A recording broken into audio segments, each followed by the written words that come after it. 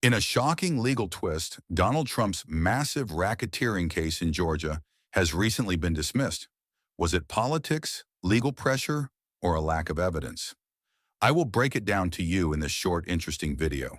Before I dive into this video, please hit the subscribe button and switch on notification to start getting latest news from us daily. Thank you.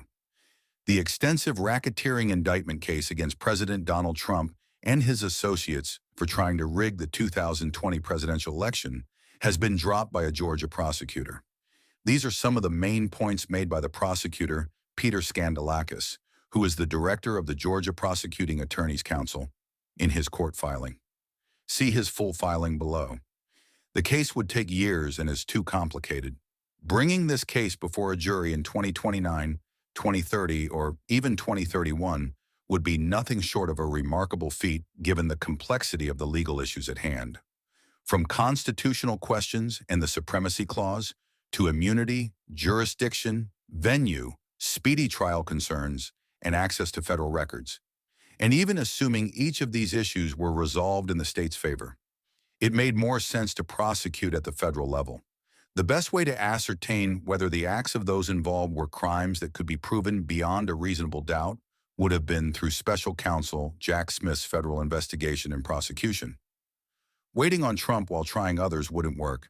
The idea of severing defendants and trying them separately on any remaining counts in the indictment is something I have thought about and rejected, he wrote. It would be illogical, excessively burdensome, and expensive for the state and Fulton County to separate President Trump from the other defendants and hold separate trials while simultaneously waiting for the end of his term and addressing all of the aforementioned legal issues. The election wasn't rigged. Millions of people and hundreds of politicians persisted in making baseless accusations of election fraud in spite of overwhelming evidence to the contrary. The Secretary of State of Georgia responded by conducting thorough audits to confirm the vote total and show that there had been no significant voter fraud. However, many people still think that the 2020 presidential election was rigged, and they might never be persuaded to change their minds in spite of these initiatives and the proof that the election was fair. The family was in danger. I understand that not everyone will agree with this decision, given the severe political divisions in our nation. Reactions were polarizing when it was announced that I would keep this case to decide what should be done.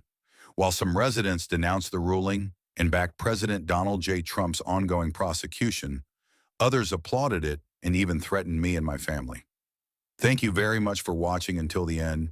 Tell us what you think about this news in the comments section, and please don't forget to leave us a thumbs up and smash that subscribe button. See you in our next news.